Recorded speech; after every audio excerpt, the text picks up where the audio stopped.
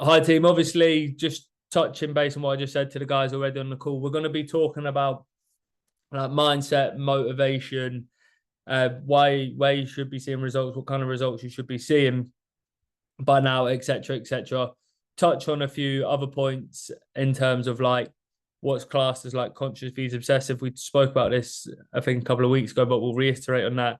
Why you should stick with it and what differences you will start seeing. So when it comes to like this point, this halfway point, you're sort of in that mind where you've built all the habits and you're probably starting to think, right, I want to start seeing the progress. Should I be seeing more progress? Should I not? It's been long enough. What differences should I see? And this is where it all comes on from what I was saying last week is first things first is being aware of actually how much weight you should be losing per week. And like I said, it's not that 0.5 to 1 kg, it's 0.5 to 1% of your body weight. So if your example, like not if you were 70 kg, in and around that 0.5 over 4 weeks, you'd probably be down 2 kg. This is a good indicator of where you should be in terms of weight loss on the scales. But obviously, scales isn't the only way to lose weight. We've obviously got the pictures, your measurements, etc., etc., and you should start seeing a few physical changes in and around the bony parts of your body. So obviously, when I'm looking at the progress photos, and which is why I wanted everyone to get them in this week, if you look at like your shoulder blades, girls in and above your bra line, just in and around the ribs, on top of your hips, and then from the back, like the back of your shoulder blades. If you start looking at that and start seeing a bit more definition come through, that's where you're in the right ballpark, and that's where most of the changes will come from. So it's that sort of giving you an understanding of where you should be. But fat loss journeys take a long time, depending on obviously how much weight you've got to lose. And people need to understand it does take a lot longer than expected. And in an ideal world, most people, like, depending on weight loss, but a diet phase should look somewhat between like 12 to 16 weeks, depending on where you're at. If you're already in a good position, you're still looking at 12 to 16 weeks. And that's where, like, if that's someone who's already quite happy with how they look in a good condition, if they're giving themselves 12 to 16 weeks, and then you think, well, I've got a little bit more than where I'm not quite happy where I'm at. I actually want to get to a position where I'm happy, and then diet from there. You probably think, right, I need to do that first 12, 16 week block, potentially have like a little diet break, and then make another dig into that diet. And then, but each time you diet, each time you come back round, that gets shorter and shorter. So it would be like 16 weeks break, 12 weeks break, 8 weeks, etc., etc., and it never really drops below 8 weeks. I always try and give myself, even when I'm pretty happy with how I look, 10 weeks to sort of stay in shape, be in holiday shape, and really start thinking about things in and around 10 weeks out. But that's sort of a goal of mine. I always stay within like that 8 weeks. And if you build up the habits over time, obviously you'll keep yourselves there as well. And the reason I wanted to give that introduction as to sort of what you should start seeing and how long it takes, is because this leads massively into motivation. And just as we're talking there, I'm going to get up some of the things that I talk about with motivation. And a lot of motivation comes from sort of goals, because motivation dips, and you'll hear people all over social media talk about discipline vs motivation, which I'll come on to in a minute. But motivation starts with a deeper sort of meaning, because if you have motivation as just a number on the scale, like being, for example, getting yourself, I'll use the same number each week. Say you're trying to get from 70 down to 65, and it goes from 70 to 69 to 68. Motivation's good, you're running with it, you're really, really happy. The second that goes back up to 60, from 68 to 68.5, you've lost that momentum, you've lost that motivation because you're relying solely on a single figure. And realistically, that motivation has got a deadline. It's got a cutoff point, because once you're there, like, well, I'm nearly there, or I'm happy with when I get to that number. And as soon as I get there, what's next? It's the motivation should come from, when I say like a big goal and a deeper meaning, like how do you feel at said example 65 kg? What's your lifestyle like? Can you keep it up? What's the routine? And it's building all them habits along the way, which is going to keep your motivation high. So just using, again, I always like to refer to my own experience, because the first ever photo shoot I done, I got down to my goal weight, but I didn't feel good at that goal weight. I felt horrendous, to be honest. Okay, I might have looked like relatively okay and quite happy with how I looked in photos, but at that weight, I was really, really sort of stressed, moody, angry, unsociable, because the way I got there wasn't the way I wanted to live my lifestyle. Hence why the one I've done recently in Dubai, I was so much more happy with, because I got there living the life I wanted to live. And when you start thinking about what is it you want from your goal, like most people obviously come into something like Eliminate to lose weight, which is obviously what we aim for. But in and around weeks 4, 5, 6, that motivation dips massively. And you need to really start thinking, right, what is my purpose for losing that weight? Is it because I know I will feel better in my clothes? So our clothes starting to feel a little bit better. Do you feel that little bit prettier, more handsome in your clothes? Got to use them sort of words. Are you feeling more confident? Are you, always say this with girls, even if you were happy with how you look, you'd probably still try on 18 outfits before a night out. But Zoe's giving me the nod. I don't pick on you, Zoe. I just know you, so it's easier. I promise. But you're still gonna obviously start feeling that little bit better, and that's where that motivation comes from. It's like, okay, today I don't really feel like going to the gym, and I can't really be asked. Can you give me some motivation to get me to go to the gym? And me shouting at you, going, get your ass to the gym, or you've probably seen me post this week, like, make sure you're on the call, make sure we're back on it. A lot of you in your check-ins, I used a bit of standard text, was like, right, get back onto it, no results. Sorry, my neighbour's just trying to wave at me. Amira, will you go speak to Jordan outside, please? Jordan, sorry. Neighbour's waving at me in the window. You can see I've got a call. But like saying, no, it's your motivation from, he's just throwing me off. It comes from that deeper line of what you want, in terms of like, you want to feel a certain way, you want to get back into that routine. And me just saying go to the gym and posting sort of things will give you a little bit of a kick up the arse and say, right, no excuses, get back onto it. But that will wear off again. So you need to think, right, what does motivate me to go to that next position? What is it? Amira, shut the door. Amira, shut the door, please. And welcome to life. And then that's what, that motivation wears off again. So you need to think, right, what am I doing this for? Why am I doing it? And that's where that motivation for that gym session will come. It won't be someone just saying, right, get up and go. It's, I know how I feel when I get to this certain position. And if I stay consistent with going to the gym, it's going to make me feel better. It's going to make me feel good in my clothes. I don't want to feel uncomfortable down the beach in a bikini this summer. So I'm going to get my ass to the gym and make sure I stay right on progress. And that's where that motivation comes.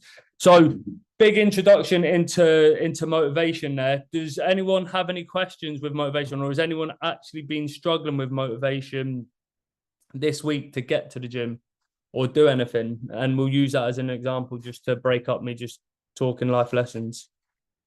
All good? All good? Everyone's on it? Yeah. Just I'll use an example. So I've had like some clients who have like been really, really busy with work and really stressful with work, and they're getting in from work and they can't really be asked to go to the gym. And it's like, help me get motivated to go to the gym. And it is simply like what I just said there, is think of your goal and what you're doing it for. And I used this example with her today, and she was like, I was like, what is your goal? my goal is to lose weight, but I'm really struggling at the minute because I'm tired. Don't want to go to the gym. So I said, list to me all the things that help you lose weight. Right enough, listed all the things. So Eve, let me break this up a little bit. If someone just put in the chat one thing that helps you lose weight. So we'll go from there. Give me a little break. One thing that helps, I'm talking like, I'll give you the first one, calorie deficit. Anything else that helps you lose weight? Not drinking, cardio, like exercise, targets. Yeah. So we've all used something different then. So when I said to her, right, you've got no motivation to go to the gym, but you've got all these different methods to lose weight. If you get your steps in this week, if you have your nutrition and stick to your targets, you manage to get out and do a little bit of cardio and like not drinking none of the, stick to the more nutrient dense foods over sort of your junk food, non-nutrient dense foods, whatever you want to call it, and your weight comes down, would you say that was a good week? And she was like, yeah, I definitely would. Would you feel rested enough and probably get back to the gym next week if you seen your weight come down and you knew everything was moving in the right direction, and to get further progress, you was going to go back to the gym? She said, yeah. So already I've not done anything. I've not told her to do anything extra. In fact, I told her to do less because I told her that she didn't need to go to the gym. But all of that meant she felt rested, she felt recovered, and motivation was high because she knew that her goal was to get weight to come down initially, like this initial goal like you do with ELIMIN8. And weight is coming down, moving in the right direction, which then is gone, right, that's why I want to do this. These are the things I need to do, and I can still do more to get it. And then it's like, I don't now feel guilty for missing a gym session, so I'm not going to give up. Then obviously there's times where it's like, right, weight didn't come down, it's not moving in the right direction, it's not happy, I'm not getting towards my goal. The things I'm not doing are hitting my gym target, step target thing. So I need to get my ass up and go and get to the gym. So it's weighing it up without putting the pressure and putting the guilt on you.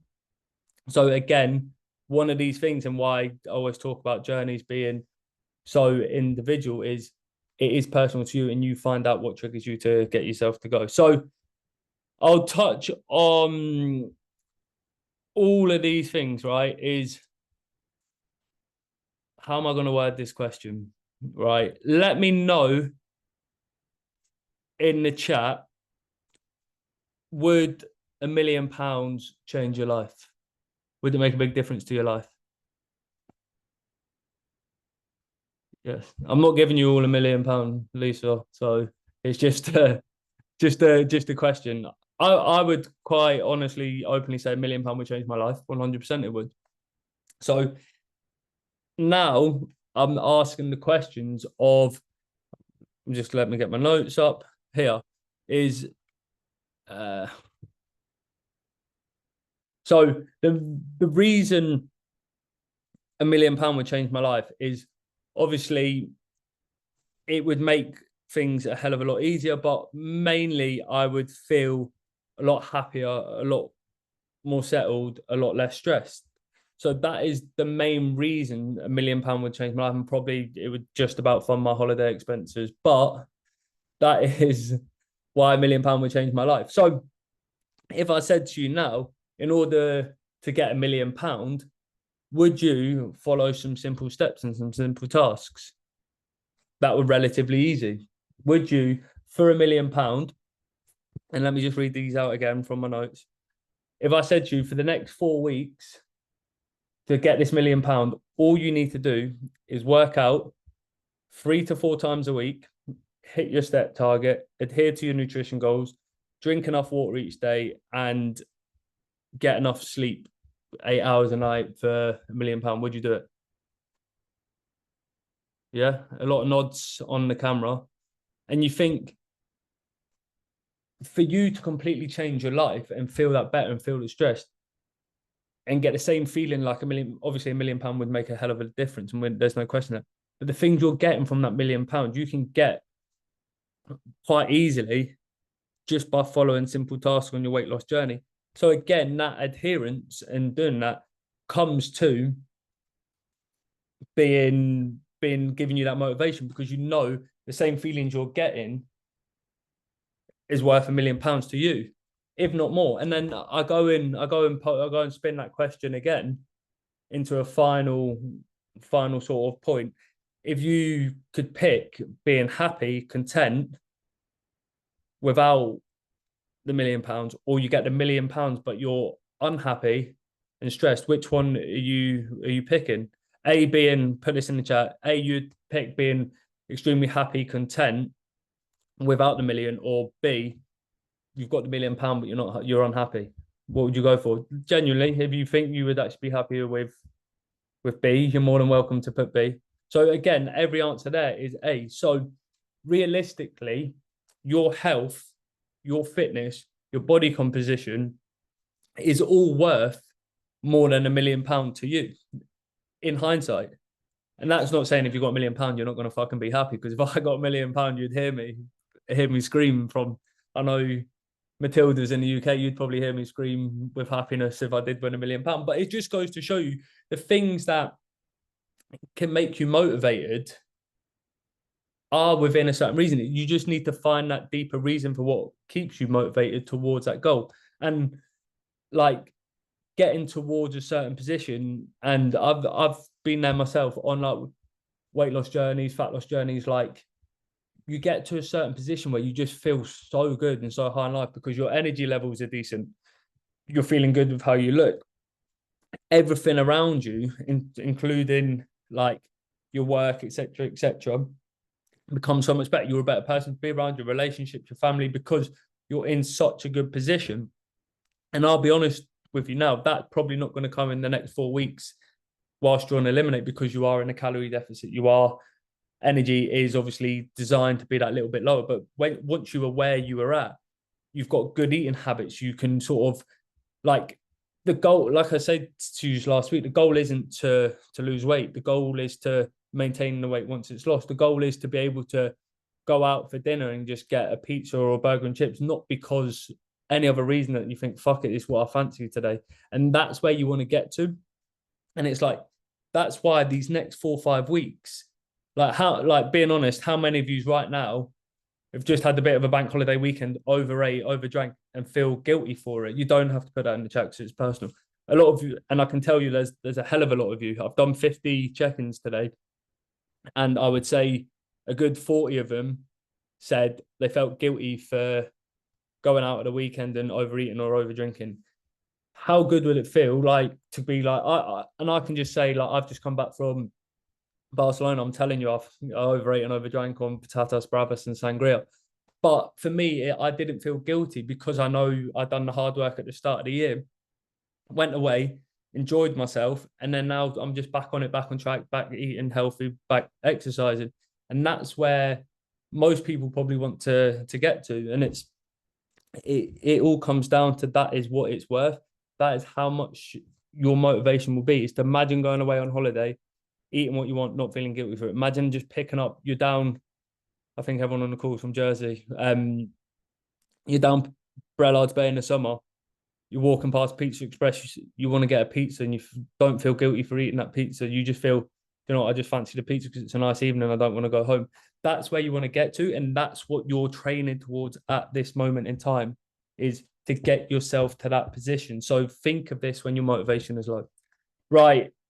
Big introduction into motivation and mindset. I will run through the next things. If anyone's got any questions, please just put your hand up. Not physically, just put in the group question and we'll cover it. But I want to talk about your environment. So the next 3 to 4 weeks is going to be hard, right? It is going to be tough. Because you are probably on the lowest calories you will probably be on in a long time. Even after these 3-4 weeks, and you want to continue your diet, I'd still advise bringing your food up, but it will be worth it. And this is where we talk about your environment. How many of you have crashed on a diet before? Be honest. Hands up. Mira's put her hand up. Matilda, Zoe. Good.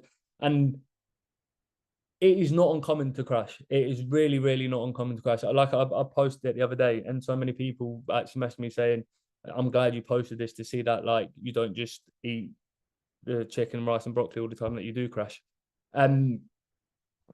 I absolutely hammered it the other week. And the reason, a lot of the reason was I had that same hunger levels 2 or 3 days in a row. But that day where I crashed, I had a shitload of food in the house. I'm blaming Amir on this one. All I work bought her chocolate for coming back from traveling first day back at work.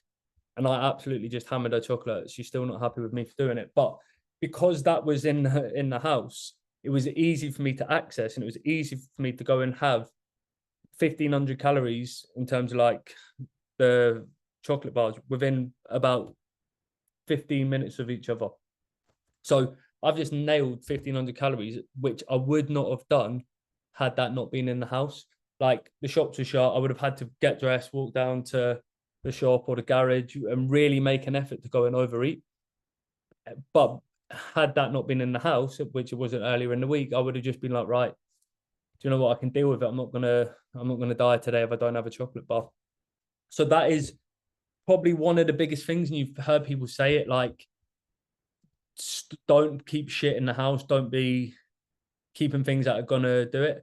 I sit on the fence with it. I think you should leave something within reason. Just make sure you don't have 3,000 worth of calories in the house. I keep an emergency Halo top in the freezer. So it's 360 calories for a tub of ice cream. Have it in there. If I do feel I'm going to crash or I do need something sweet, it's in there for emergency. My limit is 360 calories. I know eating a whole tub of ice cream is going to satisfy my cravings. For instance, yeah, there you go. Lily's got emergency Freddo bars. Perfect.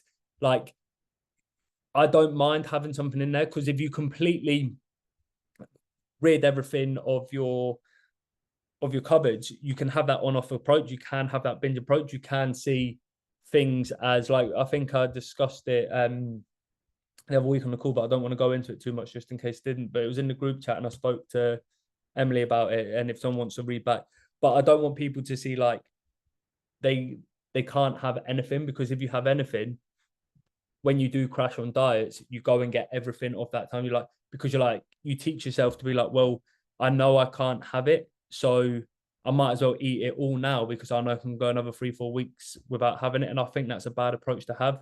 I think you're best off saying, I can have a little bit of it. I'm a grown adult. I can control what I eat. If I just have a little bit and I satisfy my craving or satisfy that level without going OTT, I would almost rather you done 250 calories for 3 or 4 days. Let's call it 4 days for argument's sake, and having 1,000 calories over 4 days, then sitting there on one day and having 1,500, 2,000 all in the one sitting. So it's making sure your environment's controlled and what works for you. I know it's harder for some people are parents, etc., and they need to obviously have snacks for the kids, but it's just making sure your environment works for you. And I can go in loads and loads of different things there. So if anyone wants any direct help on that, let me know. And then another thing which people don't understand is your environment in terms of people you're around. So I'm not sure if anyone here has been in like relationships, or I'll break it down into two sort of parts. Is anyone, just a bit personal, relationships? I'll use me and Amir as an example. Like, obviously I've come off the back of photo shoots, and my job at the minute is to put on some weight. It went up a bit too quick, but we'll talk about that for another time. Whereas Amir has come back from traveling, she was doing ELIMIN8. So our sort of journeys are going in opposite directions. And if I was sat here every night eating pizza and eating a load of food in front of a mirror, how hard would that be for her to stick to her plan? And luckily, I'm obviously aware of it. But say, for example, I wasn't. I was saying to Amir, I'll go and just have a slice of pizza. It's not going to affect your journey. It's not going to do what's one slice of pizza going to do. What's one donut going to do? What's one chocolate bar going to do? It has that knock-on effect for your motivation and adherence to a diet. And a lot of times in relationships and things like that, people don't work. Here we go. I'll use a better example. How many of you have been at work office environment, whatever it may be, made your lunch and someone's walked past and commented on your food through either the size of your food, what you've got, or something like that. You're having a salad and some idiots walked past and said, "You having rabbit food again, are you?" How has anyone ever had that comment? Amira saying yes, Kara saying yes. Like, I've had it before as well, where like I used to make all my lunch at work and things like that, and people used to walk past me every day and say to me all the time, "Fucking hell, all you do is eat. How much are you eating?" That was in a stage when I was dieting. Luckily, I'm quite good with my mindset towards food. But could you imagine now if I was on a diet and I'm wondering whether I'm making enough progress, and someone's come past and commented on my food and said, "I can all you do is eat." That to me would make me start questioning, oh my God, am I eating too much? Am I sticking to what I should be? Should I be eating less? And you start freaking out about all this sort of things that are unnecessary through your environment. And it's making them sort of people aware. Like, so luckily, even before I was personal training, I had the sort of knowledge to say, all that food I've eaten today that you've seen me eat is still less than your lunch. And they would be like, really? And I'd be like, yeah, like, so get it up. If you want to get my fitness pal up, we'll go through it.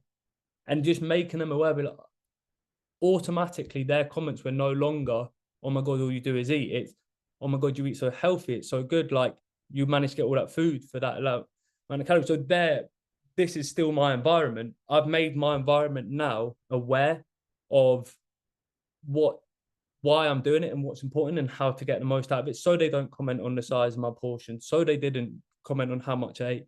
And it goes down to another part of your environment and your relationships. Like, if you've got a partner who sits there and eating pizza and shit while you're on a diet, or saying, "Come on," or you've got friends, let's use this one as an example. You've got friends saying, like, "Come on, just come out for a drink. It's only a drink. What's one night off? You're being so obsessive. Like, just come out for a drink." As if you're dieting for, like, as if you're not going to have a drink because you're on a diet. Getting someone to sort of be like that. How many of you think if you said to your friends straight up, "I'm not drinking because I'm on a diet," would get a bad reaction? They would say, "Oh my God, you're obsessed," or doing something like that. Matilda, hands up. Amira just said yes to me. Lily, Zoe, Anna, if you said Lisa, you can definitely say yes because I've seen you in the printing. So you would probably get a bad reaction from your friends saying, "Oh my God, you're obsessed." But what you need to do is pose a question like this to them. How many, quite recent, how many people know someone who done boxing business, white collar event, or have done like the London Marathon recently? So, yeah, Lily, yeah, Zoe, yeah, Lisa, yeah, Karis, yeah. So we're all seeing someone that. How many of them stopped drinking the last few weeks before their fight and before the London Marathon? All of them, all of them, all of them. What was your reaction when you said to him, "Oh, I'm not drinking because I'm doing the marathon or I'm doing white collar boxing"? Proud of them, proud of them, because they're doing, yeah, exactly. Fair play, fair play. So it's like when you're doing something like a diet and you're trying to cut back on your food and you're trying to do something for you, it's that sense of achievement. You're doing it for that. Like, you're cutting out your drink or you're being a bit more sensible with your food over the next 4 weeks because food is a little bit tight. Calories are a little bit less. You do need to make the most out of it. So you spin the question to them and say, "Look, this is my white collar event. This is my marathon training. This is my final sprint. These are the last sort of four weeks of my training. And I am doing this for me." Like, what would you say? And just pose that question that I just did. If I was doing a white collar event or I was doing a marathon, would you? And then automatically they would all just do what you done and just go, "Yeah, that's actually fair play."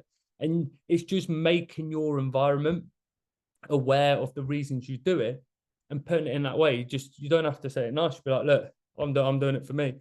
I do it all the time. If I'm just be like, "I'm not drinking," people are like, "Why?" I'm like, "Oh, I've got my photo shoot coming up."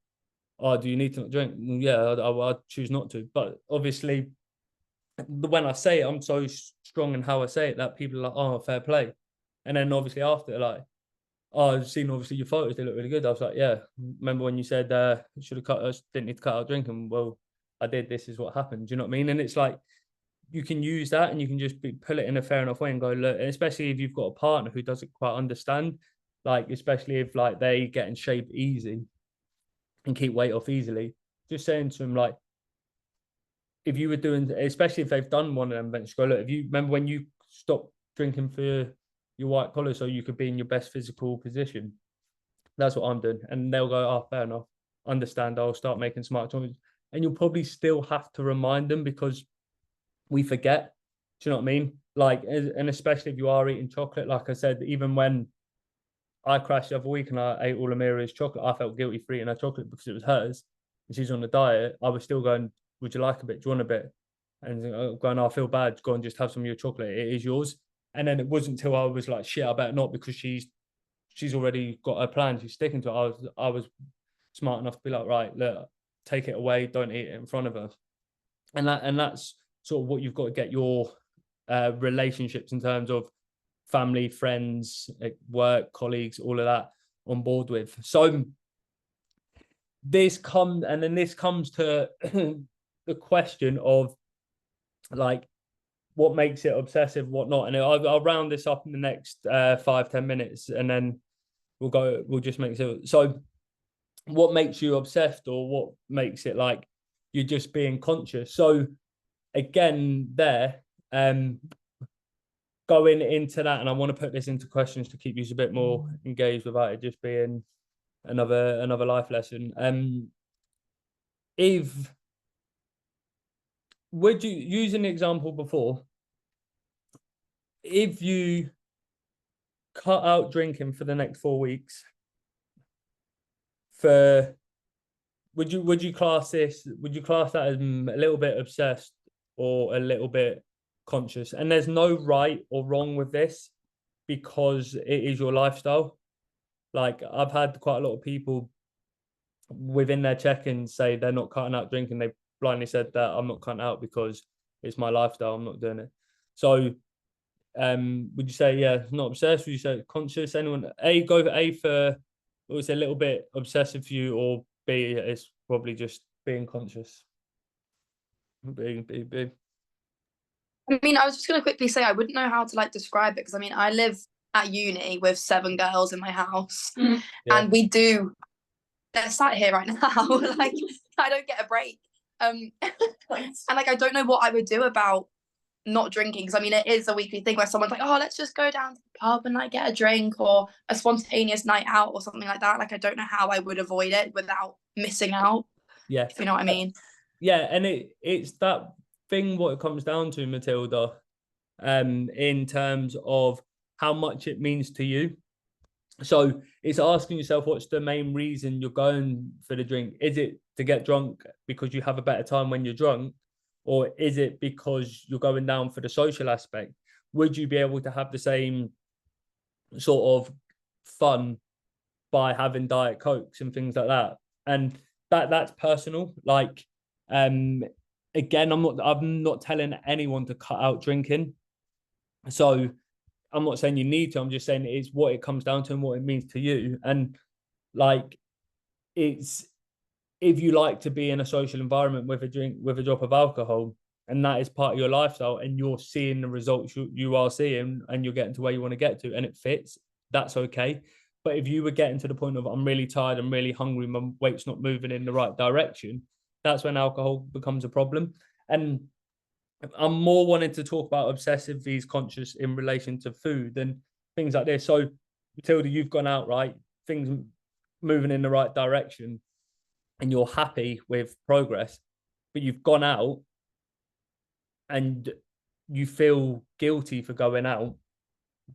Would you consider that as obsessive or conscious? If your weight did spike up only like slightly, and you were like, oh my god, I need to get a workout in to make up for that night out, would you say it was obsessive or conscious? I'd probably say it's conscious. Like, I'm more conscious of my weight than going back up and like I'm losing the progress. Yeah. I So think the way I worded that question, there's no right or wrong answer. Because what I'm about to ask next, and this is an open, and we'll put the questions in the chat. So I'm using rounded numbers. Matilda's 70 kg. Her goal is 65. She's using the same example before. She's gone 69, 68, 67. She's not quite at a goal. She's gone out and her weight's gone back up to 68. She goes to the gym on a planned, she's gone to the next day. It's gone up. She's gone out and done a few extra 1,000 steps to make up for it because she overate. Is that obsessive or conscious? A, obsessive, B, conscious.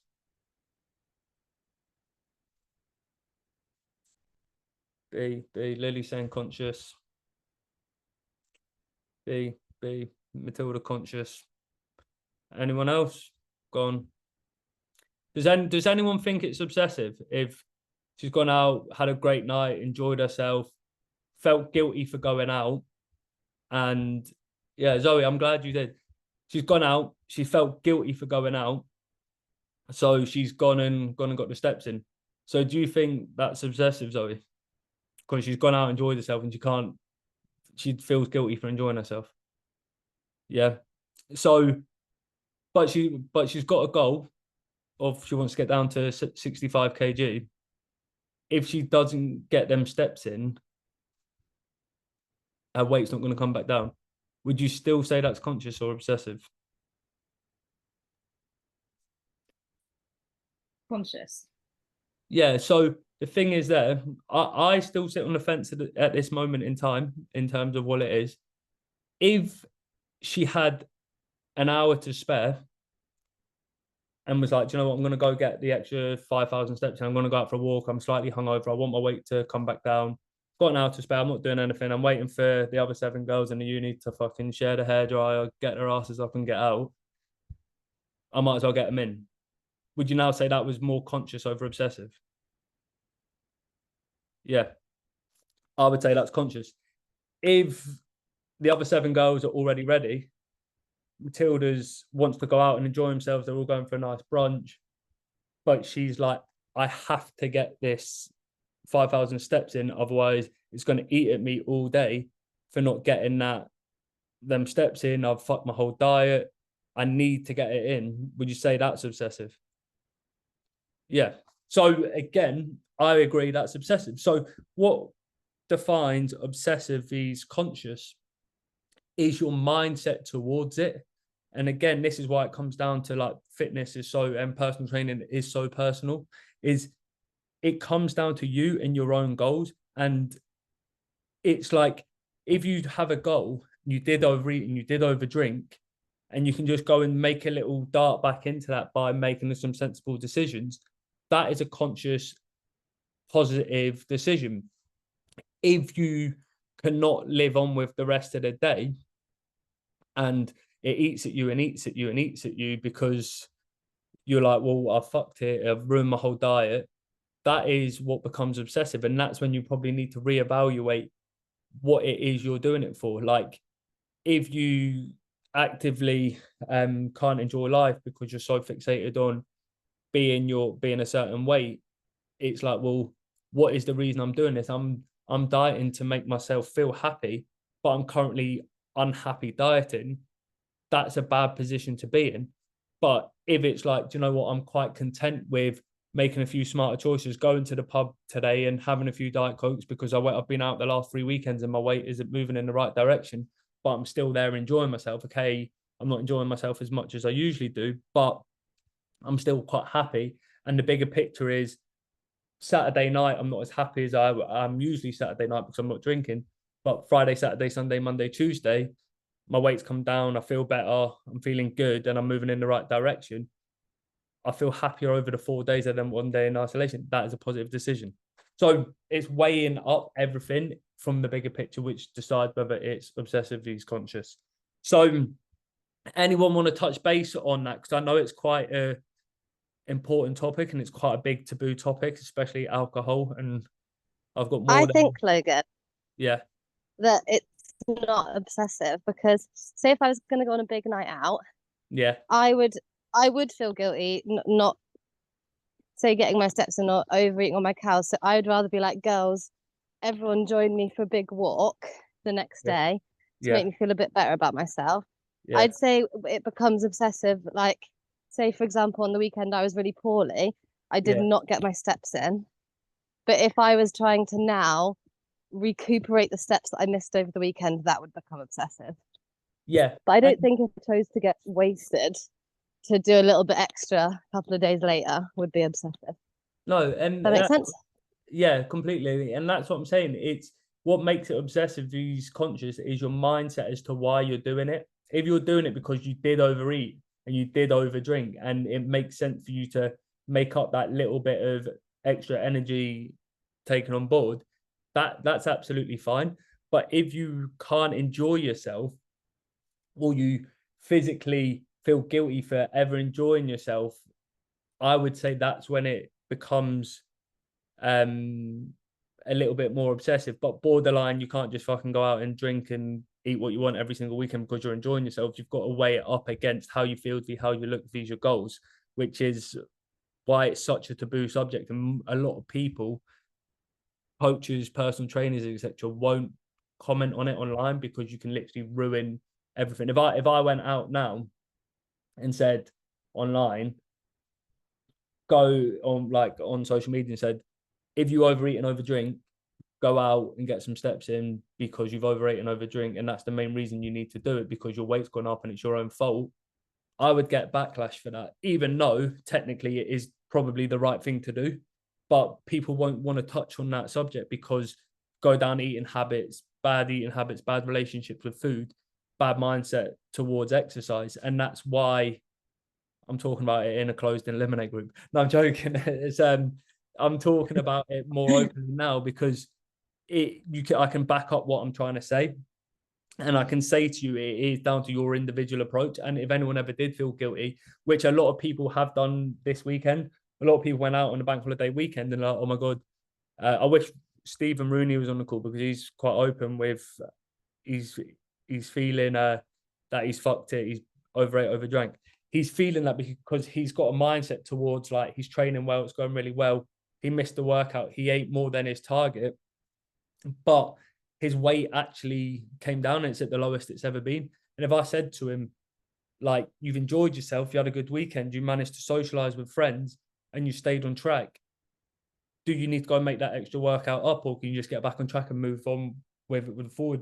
And if he was like, do you know what, I can actually leave that because I am aware my weight has come down, I do feel good for doing that, and I'm just back on track today, that's conscious, that's smart, that's making a decision without having to feel guilty for doing it.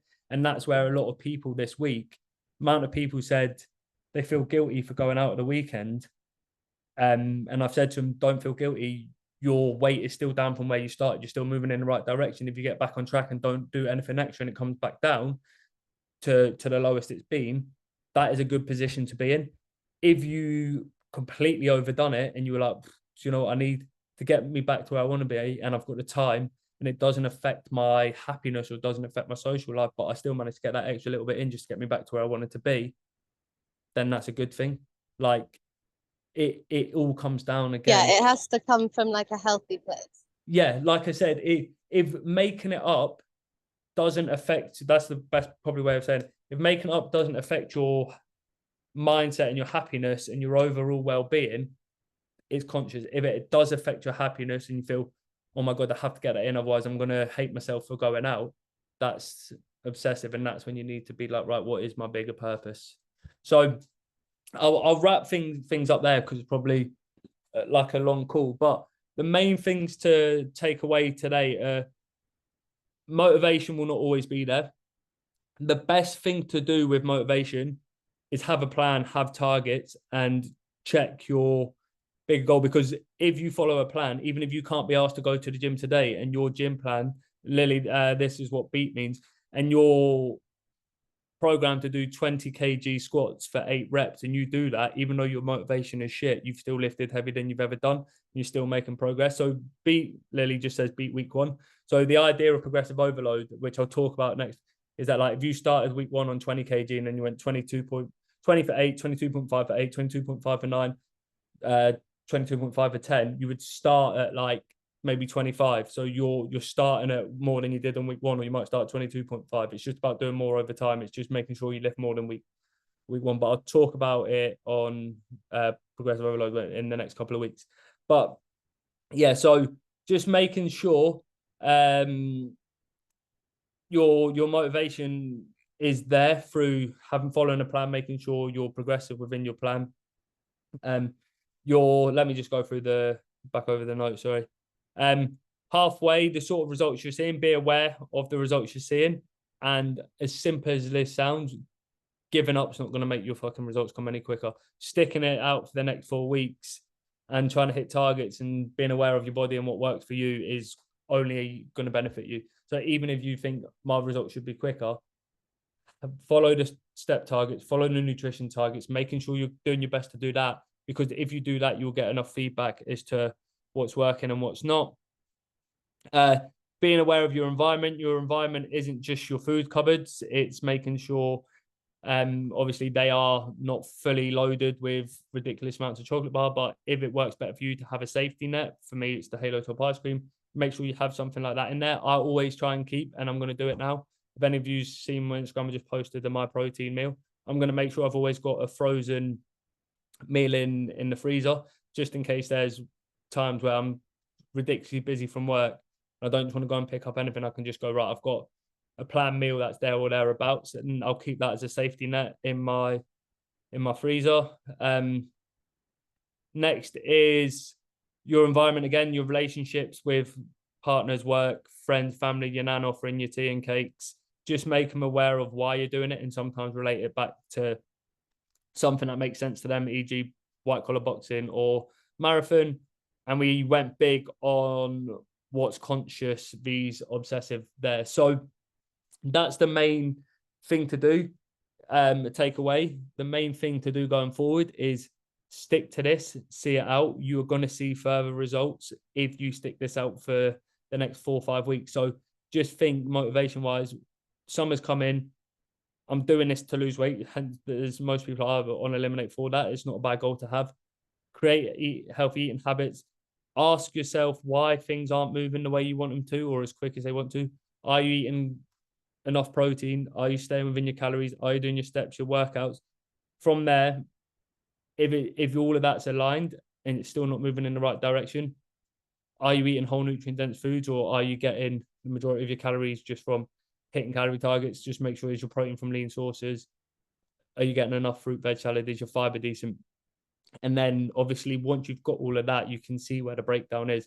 But don't just give up on motivation because you want your weight to go down. You actually have to do the things that make it go down. So yeah, all of yous on the call doing amazing.